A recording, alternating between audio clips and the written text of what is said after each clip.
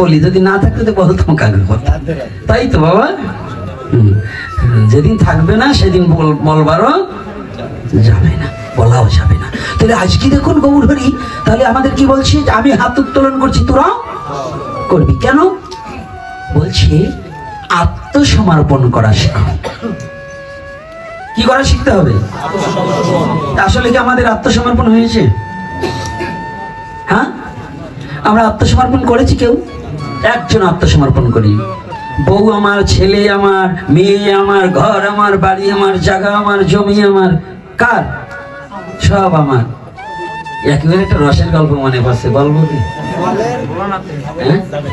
না, কি বলবো না বলবো না? না থাক, আগামী দিন বলবো না। আগামী দিন আমি থাকবো না, বলতেই হবে।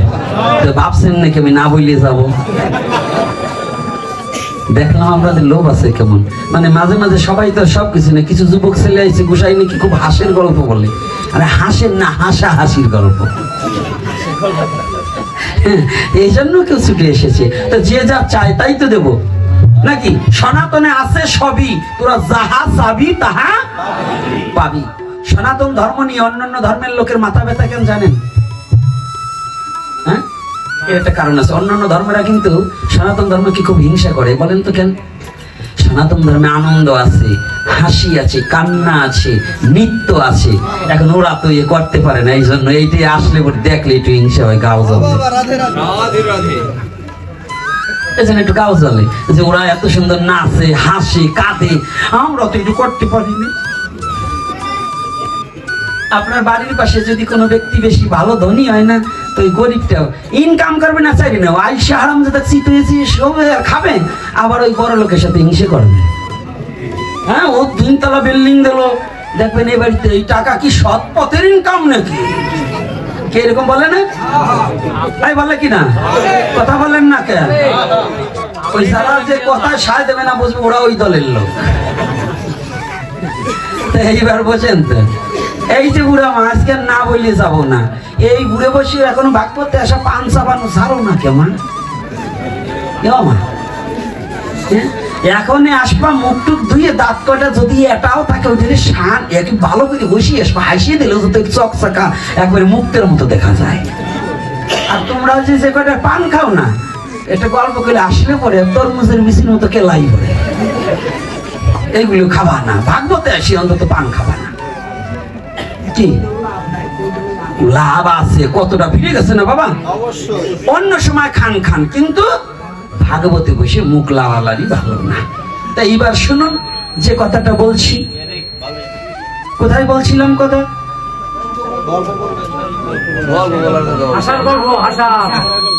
হাসা হাসির গল্প না বুঝে যাবো না, তাই ওইটাই ভালো মনে থাকে।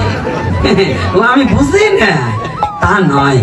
তো এইবার দেখুন আমরা কেমন ভক্ত। একজন বলছে কি সব গুরুদেবের নামে দিয়ে দিছে, এ টাকার সব গুরুদেবের। বাবা আমি সব দিয়ে দিছি। তো শিষ্য আমার অল্প বসে ওই দীক্ষা নেওয়ার পরে করছে বিয়ে। আমার মাথার অন্য খুব ডকাল আছে, আর ছবি আছে মা তো, আর জৈবনে কাকু সুন্দরী সাজলে খুঁজলে।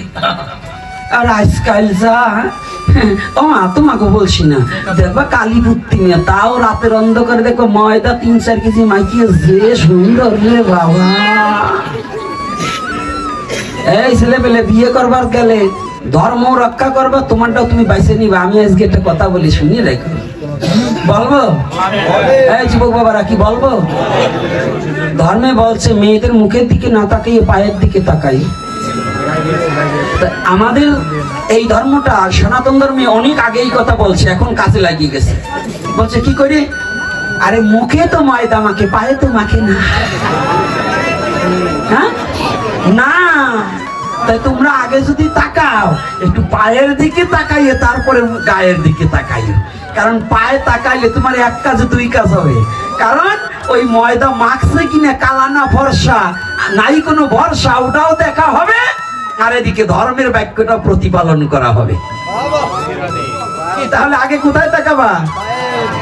যদি কিছু পাই পায় কায়দা আছে, এটার নাম সনাতন ধর্ম। কি বাবা এত বললো না, আমি যা বলছি তাই শোনো। বেশি বুঝছে না, তাহলে বেশি অকালে বেশি পাকলে জড়িয়ে পড়িয়ে যাবা। যা বলছি আগে 5 দিক তাকা, আবার বলছি তাকাই পায়ও মেকআপ কে কিনে দিয়েছে নাকি আমার মারে দিছে, অগই অভ্যাস আছে না, নাম বইলো নাকি। তো যাক, ভালো করে শুনবেন কথাটা, যদিও রসালো হয়। কিরে মেকআপের কথা কইছেন না বাবা? হ্যালো মেকআপ যায়নি তাই, ওইখানে দেখো কিটা হইলো রে ভাই। ঠিক আছে, জয় শ্রী রাধে। এই যে সমস্যা আমারটাই আছে, এই কটটা একটু খুলে দেখেন ভাই, খুলাবার লাগান। এই আমার কটটাই আছে, এই শেষ বেলায় আমার যন্ত্রণা দিস না বাবা। কিবোর্ডেও আছে, গুড়াই হয়েছে নাকি তাই দেখো, এখানে কি সমস্যা নাই, কটটা খুলে আবার লাগে দেখেন, খুলে 1 মিনিট লাগবে। সোজেরটা খুলে এখানে দিয়ে চেক করে তো হয়ে গেছে, 1 মিনিট লাগবে।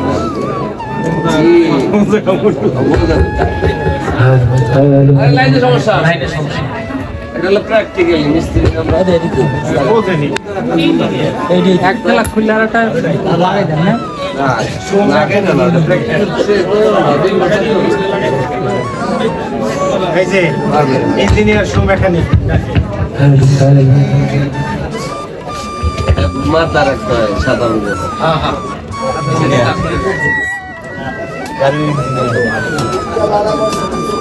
কোন জায়গায় এখানে কেউ ধরছে? আরে মাইক্রোফোন ঠিক আছে, ওই জায়গা দাও, ফোন ঠিক আছে, এখানে লাইন আসে না। আরে সমস্যা নাই, পট পাল্টাই দেন, পট পাল্টাই দেন, মাউ তোড়ে দেন, মাউ তোড়ে দেন, মাউ তোড়ে দেন, মাউ তোড়ে ঠিক আছে, মাউ ঠিক আছে, মাউ ঠিক আছে, আরে মাউ ঠিক আছে, মাউ ঠিক আছে, দুবার এই তার কোনটা দেখেন, এই তার এইটা দেখেন, বলো এই ব্লু কালারের তারটা, বলো জানি তাহলে দিতে জানবে।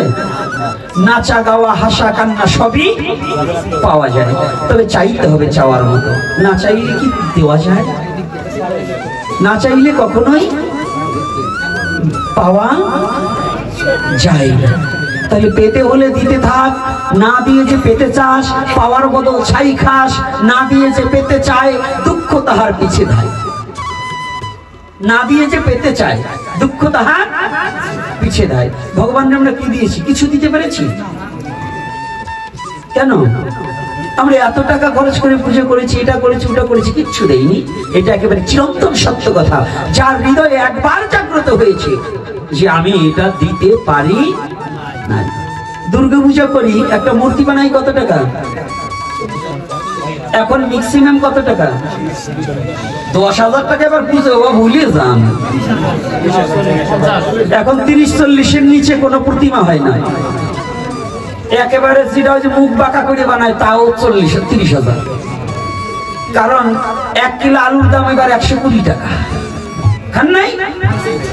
কফি কয় টাকা খাইছেন মনে নাই? তো ওই পালমশাই 15 দিন আপনার বাড়ি খাইতে ওই এতে পোষায় নাকি? 4-5টা লোক খাটলে তারপরে রং তুলি সবই তো তার। দেখবেন আমরা পূজার গেট সাজাই, এই ডিজে নাচনি আনি, তাতে হয় না। আজকাল আবার মাইয়ে মানুষ আনে নাচবার জন্য, কত কিছু আড়ম্বরম করি, কিন্তু দেখবেন আসল করে মুসল নাই। ব্রাহ্মণ একজন বলছি, দুর্গা মায়ের পায়ের সামনে একখানা শাড়ি দিছি, সবচাইতে বাজারে যে দোকানে ওই কোম্পানি খুলছে দুর্গা পূজার জন্য, ওই কোম্পানির শাড়ি, মানে তা 200 থেকে 250 টাকা। যা পড়ার মতো কাজ কি বলুন, বিকাশ দুটি ছাড়া জোটে না। তাও বিকাশের মধ্যে আবার ভালো মন্দ আছে। ওই 120 টাকা থেকে এখন 150 টাকা হয়েছে, ওই দিয়ে আনে। গণেশের পার কাছে একটা, কার্তিকের পার কাছে একটা। আর ওই যে আমি মাঝে মাঝেই বলি, আর এখন বর্তমান দুর্গা পূজা করছি বাড়িতে, দুর্গার জন্য আনছি 250 টাকা দামের শাড়ি কিংবা 300, আর বউর জন্য আনছি 9000 টাকা দামের শাড়ি। কয় হাজার? এই কয় হাজার মনে থাকবে তো? একটু ভালো করে বুঝেন, যারা মা দুর্গার জন্য 300 টাকার আর বউর জন্য 9000 টাকা দামের শাড়ি, তাদেরকে বলছি মা দুর্গারে প্রণাম না কইরে প্রতিহাল বউরে প্রণাম করি। কারণ তুমি তো মাকে ভালোবাসোনি, বউকে ভালোবেসেছো। তুমি তো ধর্ম ভালোবাসছো না, তুমি শুধু ট্রেডিশন রক্ষা করছো। তুমি শুধু তোমার নাম কামাবার নিমিত্তে পূজাটাকে কারম্বরম হিসাবে ব্যবহার করছো। মূলত পূজায় এত কিছু না। যদি সত্যি সাত্বিক পূজা করতে, তাহলে তোমার পূজার আসরে কোনো মেয়ে নাচাতে পারতে না, তোমার আসরে কোনো মদ খেতে পারতে না, তোমার আসরে এক ধুনুচির আরতি ছাড়া ওই যে ডিজে বাজাইয়ে চালায়, ডিজে বোঝে কি যে এই চলতো না।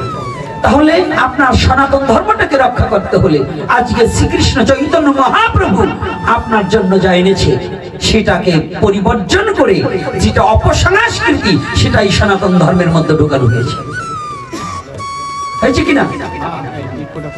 অপসংস্কৃতিতে ঢোকানো হয়েছে। তাই আমি চরণ ধরে করবো মানা। আজকে মহাপ্রভু যে নীতি আত্মসমর্পিত চিত্ত শিখাবার নিমিত্তে মহাপ্রভু যে উদ্দাম হরি নামের কথা বলেছে, সে নামকে আমরা গ্রহণ করছি না। দেখুন, সব জায়গা শুধু তামসিক। আমরা বেশিরভাগ নাম যজ্ঞেও তামসিক। কিছু কিছু অঞ্চলে সারা বাংলাদেশে ঘুরে বেড়াই, নাম যজ্ঞের অধিবাসের জল ভরবার গেলে অন্তত 1 লক্ষ টাকা খরচ যায়। কোনো কোনো জায়গা 1 লক্ষ টাকা খরচ করে। কি করে জানেন? নতুন শাড়ি লাগবে, সবার মাথায় কুলো লাগবে, ফুলের মালা, অমুক তমুক দিয়ে। কিন্তু ব্যান্ড পার্টি বাজাইয়ে জল ভরতে যাচ্ছে, কিন্তু হরি নাম করছে না। মূলত হচ্ছে কি? হরি নাম। জল ভরতে যাবে, গঙ্গা বরণ করতে যাবে, হরি নাম করিতে করতে, মৃদঙ্গ বাজাতে বাজাতে। কিন্তু এরা ব্যান্ড পার্টি এনে অনেক জায়গায়, আমি সারা বাংলাদেশের অনেক প্যান্ডেলে দেখেছি, 1 লক্ষ টাকা খরচ করে শুধু গঙ্গা বরণে। কিন্তু সেখানে দেখা গেছে কি, ভগবানের সেবা পূজার জন্য ওই একেবারে যত নরমাল যে জিনিস আছে তাই। ভগবানের সেবা পূজা ঠিক মতো করে না। আমি চরণে হাত রেখে বলবো, আপনি বিগ্রহ করতে পারেননি, কোনো দুঃখ নেই। সনাতন ধর্ম বিগ্রহ ছাড়াও ভগবানের সেবা হয়, বিগ্রহ দিয়েও ভগবানের সেবা হয়। কি করা যায় না? ভগবানের সেবা বিগ্রহ ছাড়া হয় না। তাহলে যদিও বিগ্রহ না করতে পারি, একটা আসন পেতে দিলেও ভগবানের সেবা করা যায়। যদি হৃদ আসনটা পেতে দিয়ে ভগবানকে ডাকার মতো। তাই আমি আশা রাখবো আমরা এই অপসংস্কৃতি থেকে বেরিয়ে আসবো। আজকে আমার শ্রীকৃষ্ণ চৈতন্য মহাপ্রভু, যিনি জগৎ জীবকে শিক্ষার জন্য তিনি শুধু বিশ্ব জগৎ জীবকে বললেন, জগৎ জীব তোমরা সবাই হরিনাম করিবে। আর হরিনামে কি হবে? হরিনামে হরিনামবে। তুমি হরিকে দর্শন করতে পারবে। তা না হলে যতদিন পর্যন্ত নামের মধ্যে তুমি ডুবে না যাবে, ততদিন পর্যন্ত ভগবানের কৃপা তোমার প্রতি বর্ষিত হবে না। তাহলে আমাদের এই কলির পাবন অবতারী, এই কলিযুগের যুগনায়ককে এই নাম এনেছে কে? নাম আমাদের করতে বলেছে কে? তা যদি মহাপ্রভু হয়, তাহলে আমাদের মহাপ্রভুকে কি ভালোবাসতে হবে না? কাকে ভালোবাসবো? তো মহাপ্রভুর জন্য আমাদের মৃত্যু যদি হয়, তাহলে আমরা হরি নাম করব। পারবে না? তবে সাবধান, ভয় পেয়ে যাবেন না। ভয়ের কোনো কারণ নেই, ভয়ের কোনো কারণ নেই।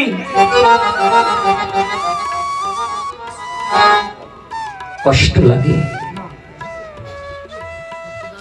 নাটোরের সংবাদটা শুনেছেন অবশ্যই। একজন সাধু, সনাতন ধর্মের সাধুরা রাজৌষাজ্য নাচেও যারা পরিত্যাগী, তারা প্রকৃত ত্যাগী সাধু। তারা ঔষাজ্য মার্গে থাকে না, ঔষাজ্য শিথিলি প্রেমে নহিময়ী প্রীত। ঔষাজ্য শিথিল প্রেমে জগত মিশ্রিত। ভগবানকে ঔষাজ্য মার্গে থেকে ভগবানের কৃপা লাভ করা যায় না। তাই নাটোরে একজন সর্বত্যাগী পাগলের মতো ঘুরে বেড়ানো একজন সাধুকে হত্যা করা হয়েছে। হাত পা বেঁধে এই মানুষরূপী জানোয়ার গুলোকে ভগবানের কাছে বিচার দিয়েছি। এই জানোয়ারদের একদিন পরাজয় হবে হবে হবে, ওদের অস্তিত্ব পর্যন্ত থাকবে না। এই জানোয়ার গুলোর, যে জানোয়াররা আজকে নিরহ সাধুদের প্রতি অত্যাচার শুরু করেছে, কয়েক বছর আগেও এই সাধু হত্যা যজ্ঞে লিপ্ত হয়েছিল। আবারও একটা কুচক্র মহলকারীরা সনাতন ধর্মের সাধুদের, এটার কারণ কি জানেন? যদি সনাতন ধর্মের লোক এমনিতেই ভীতু, যদি একটা সাধুকে হত্যা করা হয় তাহলে এই যুব সমাজ আর সাধু হতে যাবে না। যাতে গোড়া থেকে নির্মূল করা যায়, যদি সাধু না হয় তাহলে সনাতন ধর্মকে ভালোবাসতে পারবে না, তাতে সনাতন ধর্মের অবক্ষয় ঘটতে তাহলে থাকবে। কিন্তু না, জেনে রাখো যুব সমাজ, মৃত্যু আজ না হয় কাল, কাল না হয় পশু, তথাপিও আমি সনাতনে থেকেই মরবো, হরি নাম করেই মরবো, হরি নামকে ছাড়বো না। প্রতিটা যুবক ছেলে কোনো ভয় পেয়ে হরি নামকে বন্ধ করার কোনো কথাই আসবে না। কোন হরি নামকে আমরা বন্ধ করব না। আর সাবধান, আমরা অন্য কোন ধর্মের নিন্দা বন্ধ করব না। আমাদের এটা স্বধর্ম না। কিরে বাবা, এখন আবার অন্যরকম হয় কে? তুই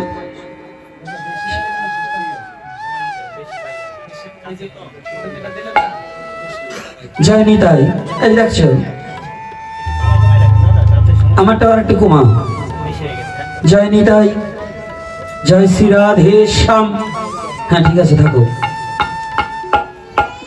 তাহলে আপনারা কি হরিনাম করবেন কিনা?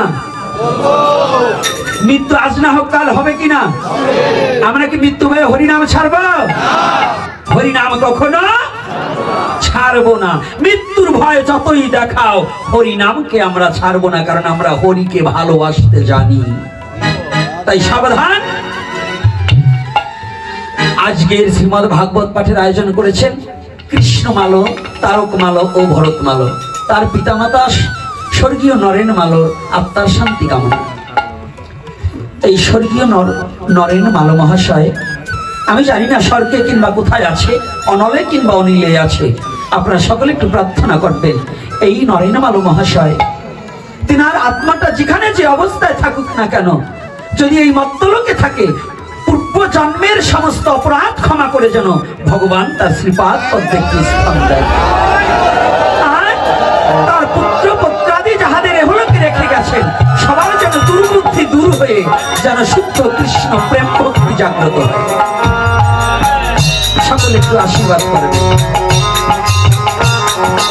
আগামীকালের পাঠের আয়োজন করেছেন উত্তম মালো, তবে আশীর্বাদটা আজকে করবো না, আমি জানিয়ে দিলাম, কারণ অগ্রিম কিছু দেব না। কে বেঁচে থাকবো কিনা। আর আগামী দিন পাঠের জন্য আসছেন আমার ভ্রাতা গৌর গোবিন্দ দাস। আপনারা সকলে কৃপা করে আসবেন।